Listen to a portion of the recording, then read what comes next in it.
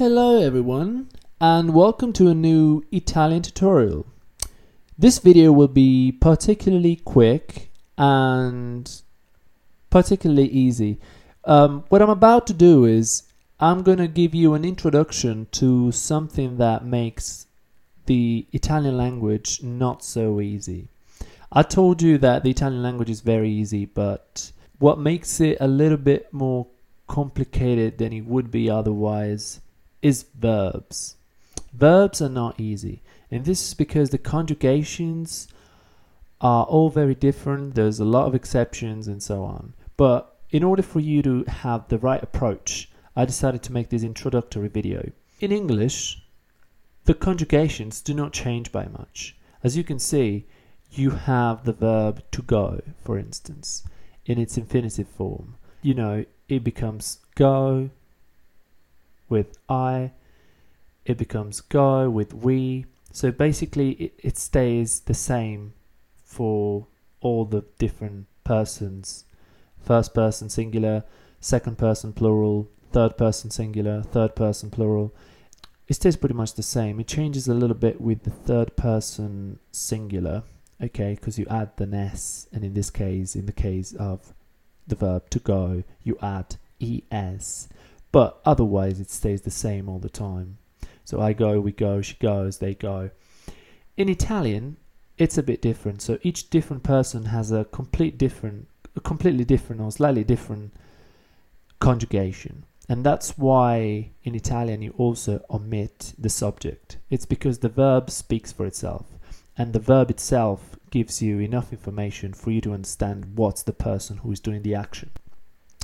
Okay, so what is the infinitive form? We have to understand this first. The infinitive form is when you put to in front of a verb.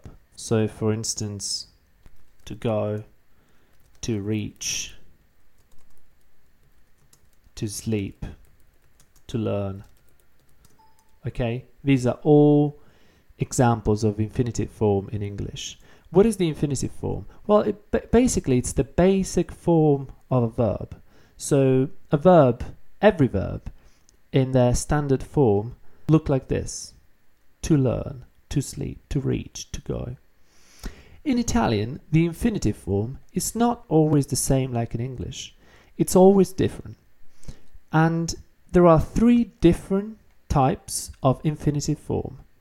Basically, the verbs that end in are, the verbs that end in ere, and the verbs that end in ire.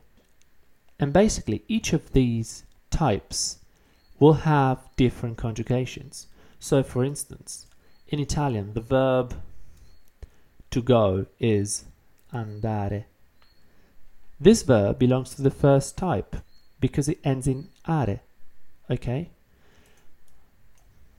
Vedere. This verb means to see, and you realize that it's in its infinitive form because it ends in either are, ere, or ire, and in this case it ends in ere, therefore it's a nere type verb, and so on. Let's come up with an example for the third type.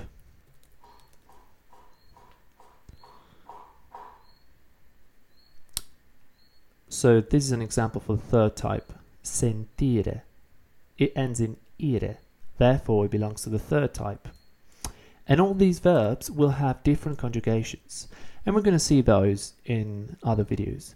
But for now, all you have to take away from this video is to remember what the types are and maybe learn how to pronounce them, because it will help. Okay guys, that's it from me for today. I will see you in the next video. Don't forget to like and subscribe, and see you soon.